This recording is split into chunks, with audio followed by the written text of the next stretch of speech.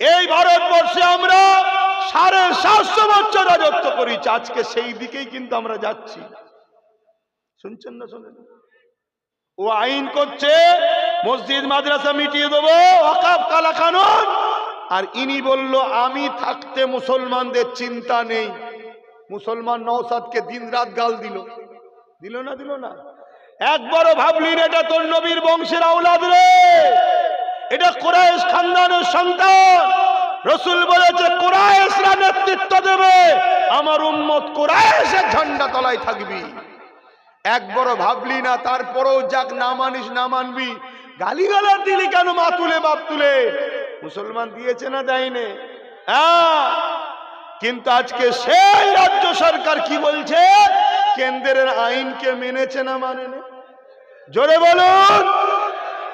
তাহলে ভাবুন, তাহলে ডুবালো না ডুবালো না? এটা কি বিধানসভা? হ্যাঁ, আমডাঙ্গা। এর পাশে কি আছে? অশোকনগর। অশোকনগরের বিধানসভার এমএলএ নাই অমুসলিম, সে না হয় কোরআনের বিরোধীকারীর নামে কেস করেনি, চলো ভিন্ন বিষয়, কেনরা তলায় তলায় ভাই ভাই মিলে আছে। আমডাঙ্গার বিধানসভার এমএলএ তো মুসলমান, সে কেস করেছে? একটু বলবেন তো কেন করলো না? আরে মুসলমান সেজে আছে, এ যদি সত্যি মুসলমান হতো তাহলে কোরআনের দুশ্মনের বিরুদ্ধে আল্লাহ তোকে পাওয়ার দিয়েছে, ক্ষমতায় তো তোর সরকার, একটা কেস করা দরকার ছিল না? ছিল না? শুনছেন না শোনেন না? কেস করেন। আমি জানতে চাইছি আপনাদের কাছে, যদি কোরআনের দুশ্মনের বিরুদ্ধে কেস না করে, কাল তোমাকে যখন মারবে মনে হয় তোমার এই এমএলএ তোমার হয়ে লড়বে? খুব ভালো তারে বোঝো। আর এরা এত অসহায়, এরা যদি একবার ফোন করে বলে যে দিদি একটু চাপ আছে, একটা লোক দেখানো কেস করি না, পরের বার আর টিকিট দেবে না। এরা এত অসহায়, কথা বুঝছেন না বোঝেন না? কিন্তু দুঃখ এটা যে এরকম জায়গায় থাকিস কেন? এরকম জায়গায় থাকিস কেন? নিজের পায়ে নিজের ইজ্জতে থাক। আমরা সাধারণ মানুষ তো সাথ দেবে, কেউ যদি না দেয় আমরা তারপরও 120টা জায়গায় জিততে পারি। কথা বুঝছেন না বোঝেন না? কিন্তু না, কপাল যদি ফাটা হয়, হাজারো বুঝার পরে সে কুকুরের ন্যায় যতই তেল দিয়ে টানো ছেড়ে দিবার পরে আবার এদের কি দোষ দেবো? কালকে দেখা যাবে একটু মোটা অঙ্কের কাউকে টাকা মারবে, আমার মতো অনেক বক্তা চলে এসে বলবে সব ঠিক আছে, ভালো কাজ করছে আল্লাহ কারে, ব্যাস আপনারাও ভাবলেন এই তো ঠিকই আছে তাহলে। কিন্তু একবারও বিবেককে খাটালেন না। 44টা মুসলিম এমএলএ আছে, মন্ত্রী আছে, শুনছি কে হাফ মন্ত্রী, কে ফুল মন্ত্রী, কেউ আবার মৌলানা মন্ত্রী আছে না? নাই। আমি তার দলের কোনো বিরোধী করছি না, কেন তার দলকে, সে যে ধর্মীয় দল করে সেই ধর্মীয় দলের অনেক বড় বড় আলেম আছে, অনেক সম্মানীয় লোক আছে, কাজে অস্বীকার করছি না, আমি ব্যক্তিটাকে জিজ্ঞেস করছি। আজকে কোরআনের বিরুদ্ধে কথা বললো, এখানে বললো ইসলামে রেপ করা নাকি ভালো কাজ, তা তোমরা 44টা মিলে কেউ কেস করতে পারলে না? কথা মাথায় ঢুকছে? তাহলে এদের স্থান কোথায়? এদের স্থান হলো শুধুমাত্র আমাদের ভোটটা অন্য জায়গায় চলে না যায়, ওই নামকে আসতে তোরা থাক, আর তোরা গাড়ি বাড়ি আলো লে, ব্যাংক ব্যালেন্স কর, টাকা লে, জালে, কমের পক্ষে কথা বলবি নি, বললেই পরের বারে সরিয়ে দেবো। আপনাদের খেয়াল আছে কি জানি না, কোন একটা মন্ত্রী বলেছিল যে মুসলমানরা তো আরো গরিব, 500টা 1000 টাকা করে দেন না। বলার সাথে সাথে সে বেচারি জানেই না, বলছে আমি অফিসে বসে আছি, শুনছি টিভিতে আমার মন্ত্রী চলে গেছে। তাহলে আমরা কোন জায়গায় আছি? আমার কথাগুলো কষ্ট দিচ্ছে তো? খারাপ লাগছে? বাপেরা, নজওয়ানেরা, ভুল আমাকে বুঝবেন না। রাজনীতি নেতারা রাজনীতি করবে, ধর্মগুরুরা এসে ধর্মের প্রচার করবে, এটাই হলো স্বাভাবিক। কিন্তু রাজনীতি নেতারা যখন রাজনীতি ছেড়ে দিয়ে আবু জেহেল হয়ে যাবে, উতবা সাইবা আবু লাহাব হয়ে গিয়ে ফেরাউন নমরুদের মতো আল্লাহ বিরোধী করবে, রাসূলুল্লাহ দ্বীনের বিরোধী করবে, তখন উলামাদের দায়িত্ব হলো কওমকে বুঝানো, কওমকে সংগঠিত করা। কেননা জালিমদের বিরুদ্ধে, ইসলাম দ্রোহীদের বিরুদ্ধে কওমকে সংগঠিত করে তাদেরকে জবাব দেবার জন্য প্রস্তুত তৈরি করা। এ যুবকেরা, তরুণেরা, বাপেরা, এই আপনাদেরকে বোঝাতে লেগেছি। আমাকে ভুল বুঝলে আমার কিছু যায় আসবে না, কিন্তু দুনিয়া বরবাদ তো হচ্ছে, আখিরাতও জবাবটা দিতে হবে। এ নওজওয়ানেরা, আল্লাহ নবী যখন মদিনা নববী শরীফে ঢুকলে সাহাবা হুজুররা দেখতে লেগেছে নবী পাকের দুই চোখ দিয়ে পানি বেরোতে লেগেছে। আল্লাহ নবী সাহাবাদেরকে দেখে, নবী পাককে দেখে সাহাবারা বলতে লাগলে, ইয়া রাসূলুল্লাহ, হাবিবাল্লাহ, আমরা কি জানতে পারি কে আপনাকে কাঁদালো, কি জন্য আপনি কাঁদতেছে? আল্লাহ নবী বললে, এ বাবা সাহাবারা, মক্কা আমার মাতৃভূমি, মক্কা থেকে আমাকে জালিম অত্যাচারীরা তাড়িয়ে দিল, আমি রাসূলুল্লাহ মদিনায় চলে এলাম। মদিনায় এসে মানুষকে আমানের কথা বলি, শান্তির কথা বলি, একতার কথা বলি, প্রেমের কথা বলি, এক কথায় আমার আল্লাহর বাণী ইসলামের কথা বলি। কিন্তু আজকে জালিম আবু জেহেল, উতবা, সাইবারা ক্ষমতার জোর দেখিয়ে তারা মদিনার উপরে হামলা করার জন্য 1000-এর উপরে লোক নিয়ে মদিনার দিকে রওনা দিয়েছে। বাবা সাহাবারা, সবে তোমরা ইমানের কলেমা পড়েছো, তোমরা কি আমি রাসূলুল্লাহ আমার পাশে দাঁড়িয়ে ওই আবু জেহেল, উতবা, আবু লাহাব এরা যদি মদিনার উপরে হামলা করে দেয়, এদের প্রতিরোধ করার জন্য তোমরা কি ডিফেন্সে দাঁড়াবে? বাবা সাহাবা হুজুরদের মধ্যে থেকে হযরত আবু বকর সিদ্দিক, যিনি কাবার জমিনে প্রথম ইসলামের জন্য রক্ত দিয়েছে, সেই আবু বকর সিদ্দিক দাঁড়িয়ে গেলে, ইয়া রাসূলুল্লাহ, হাবিবাল্লাহ, আমি মুহাজিরিনদের পক্ষ থেকে আমি আবু বকর গাওয়া দিয়ে দিলাম, হুজুর আপনি চিন্তা করবেন না, আমরা মুসা নবীর উম্মতের মতো নয়। মুসা নবীকে তার উম্মতেরা বলেছিল, ও নবী মুসা, ফেরাউনের সঙ্গে আপনি আর আল্লাহ লড়াই করুন, আমরা না। হযরত আবু বকর সিদ্দিক বলেছিলেন, ইয়া রাসূলুল্লাহ, হাবিবাল্লাহ, আমরা ওই রকম নয়, মুসা নবীর মতো উম্মতের মতো বলবো, আপনি আর আল্লাহ লড়াই করে না। ইয়া রাসূলুল্লাহ, আমরা যেদিন থেকে আপনার হাতে হাত দিয়ে ইমানের নূরে কলেমা পড়েছি, ওই দিন থেকে আমাদের জানমাল সব আপনার। ইয়া রাসূলুল্লাহ, হাবিবাল্লাহ, আপনি চিন্তা করবেন না, একবার হুকুম করেন, মানুষকে ভয় করব না, জীবনের শেষ নিঃশ্বাস পর্যন্ত জালিমদের বিরুদ্ধে লড়াই করে রাজি আছি।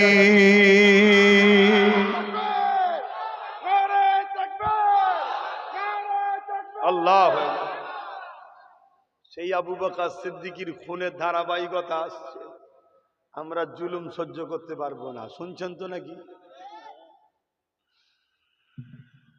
তাহলে আল্লাহ রসুল মদিনা নববী শরীফে ইসলাম বিরোধী জালিমদের বিরুদ্ধে সাহাবাদেরকে শুনিয়েছে না শোনাইনে? কথা বলছে না তো? তাহলে নবিয়ানা মেম্বারে দাঁড়িয়ে, নবিয়ানা মেম্বারে বসে নবীর ইসলামের দুশ্মনদের বিরুদ্ধে সমাজকে সজাগ করানো দরকার আছে না নাই? আমি যতগুলো কথা বলছি, একটা কিছু ভুল বলেছি, মিথ্যা বলেছি? যদি বলি তাহলে একটা অবজেকশন আছে যে আপনি মিথ্যা বলছেন, ভুল বলছেন, ওটা আমার জন্য হারাম হবে এখানে বলা বা কোনো জায়গায় বলা। কথা মাথায় ঢুকছে? আমি যখন সত্য বলছি, তাহলে তো আপনার, যদি আপনি ইমানদার হন আর মুসলমানের খুন হন, তাহলে তো আপনার তো ভাবা দরকার, ঠিক না বে ঠিক গো? আজকে যদি এই আমডাঙ্গাটাও আমাদের থাকতো, তাহলে আর একটা কেস বাড়তো না কমতো? জোরে বলেন, এগুলো তো ভাবতে হবে।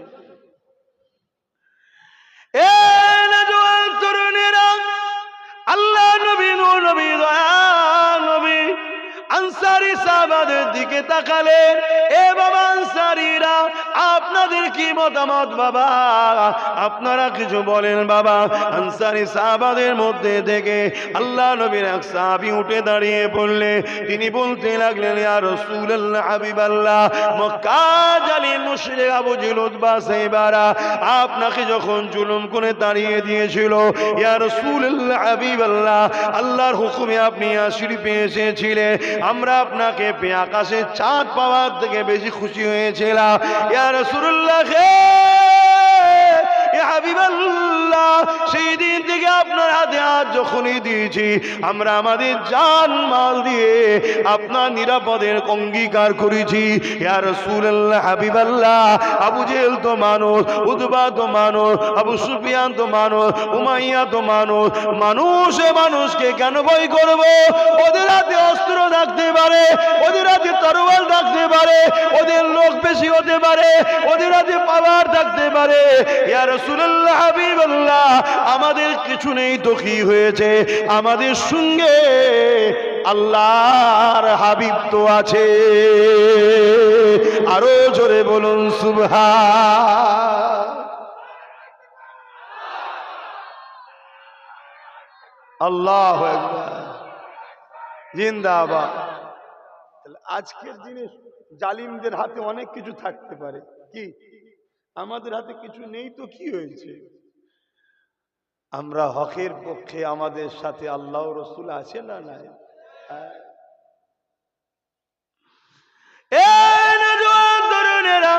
আল্লাহ নবী বড় খুশি হয়ে গেলেন। এমন করে 313 জন সাহাবাদের সংখ্যা হলো। ওই 313 জনকে আল্লাহ নবী রওনা দিলে যাবার সময় নবী পাক বলতে লাগলেন, বাবা সাহাবারা, ইসলামে জুলুম করা নিষেধ আছে বাবা, খবরদার বাবা কারোর উপরে জুলুম করবে না বাবা। আগে আমি রাসূলুল্লাহ তাদেরকে বুঝাবো, তাদেরকে সন্ধি করার জন্য, তাদেরকে চুক্তি করার জন্য, শান্তি পায়গম দেবো, তাদেরকে একটা সোলে করবো, মীমাংসা করব। যদি বাবা এই চুক্তি সোলেতে শান্তিতে যদি তারা মক্কায় ফিরে চলে যায়, মদিনার উপরে হামলা না করে বাবা, তাহলে আমরা পুনরায় ফিরে চলে আসব। আমি রাসূলুল্লাহ চাই না বাবা কারোর উপরে হামলা করতে, আমি রাসূলুল্লাহ লড়াই চাই না বাবা। কিন্তু মনে রেখে দিও, যদি তারা এই শান্তি চুক্তি না মেনে তারা যদি মদিনার উপরে হামলা করে, তাহলে আমাদের মা বোন বেটি বাচ্চা, আমাদের প্রতিবেশী, আমাদের এলাকাকে নিরাপত্তা রাখার জন্য তখন আমাদেরকে ডিফেন্সে নামতে হবে। এই কথা বাবা সাহাবারা তোমরা মাথায় রেখে দিও। শুনছেন তো? আজকে আমরাও কারোর উপরে জুলুম, জোরে বলুন জুলুম কেন? হারাম, জালিমের ঠিকানা কোথায়? জাহান্নাম। কিন্তু কেউ যদি আমাদের মারে, আমাদের অধিকার কেড়ে নেয়, আমাদের ঘরবাড়ি ভাঙে, আমাদেরকে খুন করতে চায়, আমাদেরকে অধিকার আমাদের মেরে দিতে চায়, তাহলে জান বাঁচানো ফরজ, ডিফেন্সে নামতে হবে না? হবে না? তৈরি হয়েছেন? কারা তৈরি আছেন একটু হাত তুলে দেখান। নারে তাকবীর, নারে জিহাদ, লাব্বাইক ইয়া রাসূলুল্লাহ, নারে জিহাদ। হ্যাঁ, তৈরি হন। কিসের জন্যে?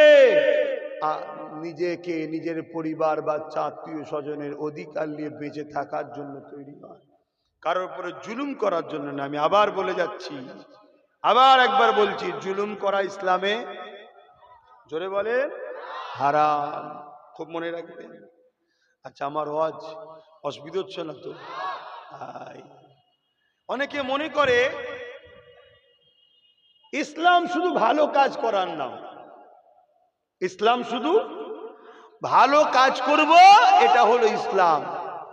আরে ইসলামে ভালো কাজ যেমন তোমাকে করতে হবে ব্যক্তি জীবনের জন্যে, তেমন অন্যায়কে মিটাবার নামও ইসলাম। জোরে বলুন সুবহানাল্লাহ।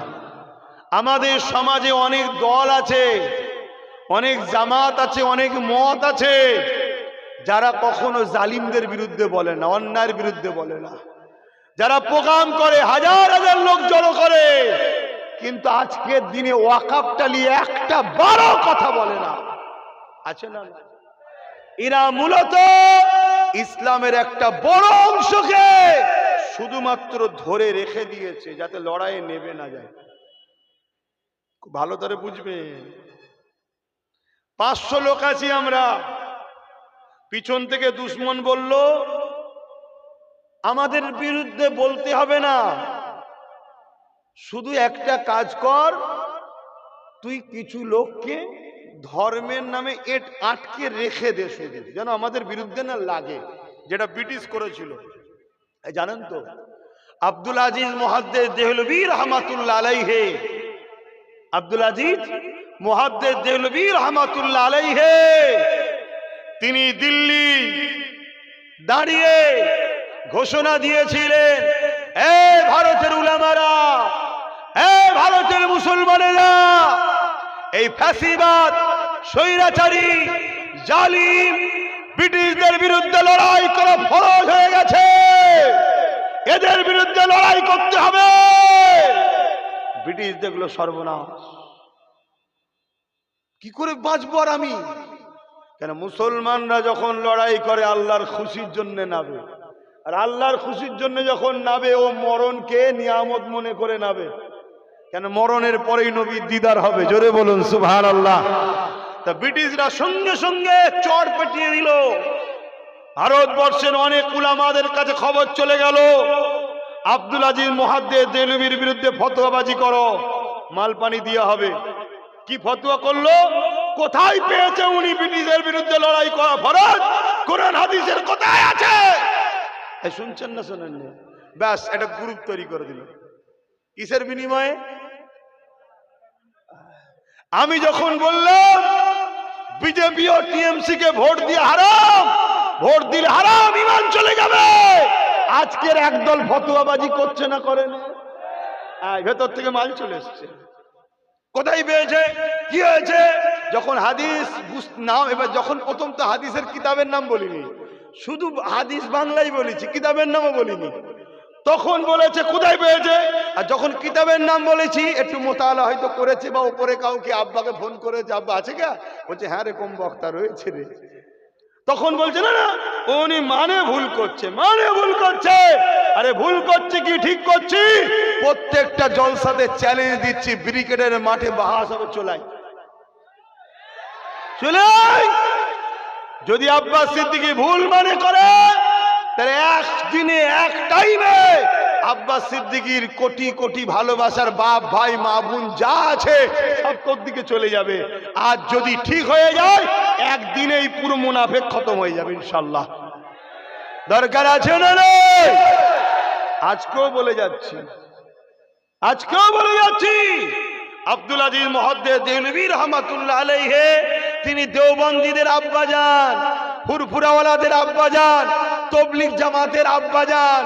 ইনাকে বাদ দিয়ে এলে ভারতে কোনো মুহাদ্দিস হবে না।